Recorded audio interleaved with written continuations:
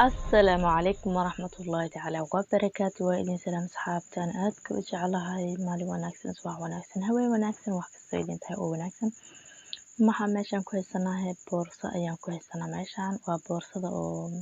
mobilada lagu qaato sidoo kale maxaan dhahay waxaa ku qaadan kartaa waxyaabaha adiga yaryarka ah marka sidan ayaan u sameynay waa taas oo maxaan ku dhahay meesha soo xiribtada ka gashanay halkaasna mobilada yaryarka gashanay kadibna garabkaaga ayaa suranaysaa waa taas sidaas ayay maxaan dhahay inoogu soo dhamaatay insha allah sidii awal ahayd iyo sidaan ka dhignay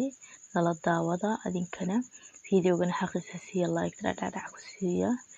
insha allah أحبائي في الله meeshan waxaa noo yaalo alaabtii waa boorsadii oo originalkeedii iyo koolo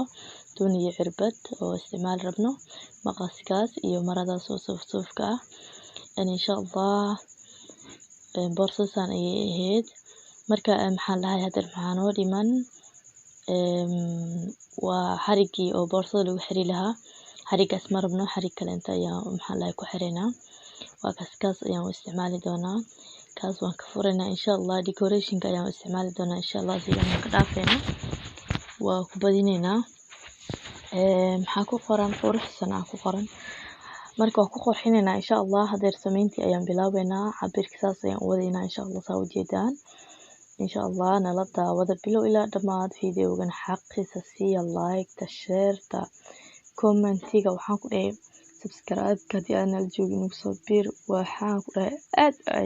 aad ayaan kuugu mahadcelinaynaa insha allah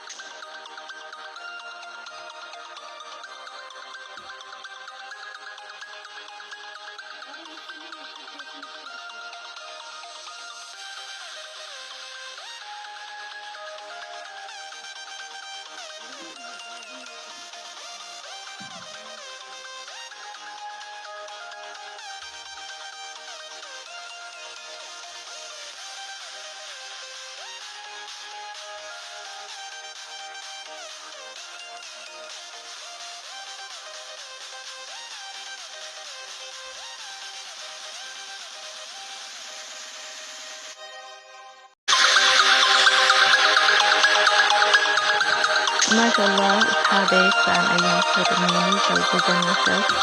ما شاء الله إنه عادي ما هو مثل قرب فريق ما نجيش إستفريتين ما شاء الله قرصن إيا كان أهبين مان تحقرين نسل أي قرصن بنكو قرمتها إن شاء الله في دولة لايكية إن شاء الله سبسكرايب كومنت شير والسلام عليكم ورحمة الله وبركاته وفيديو جنب أوسع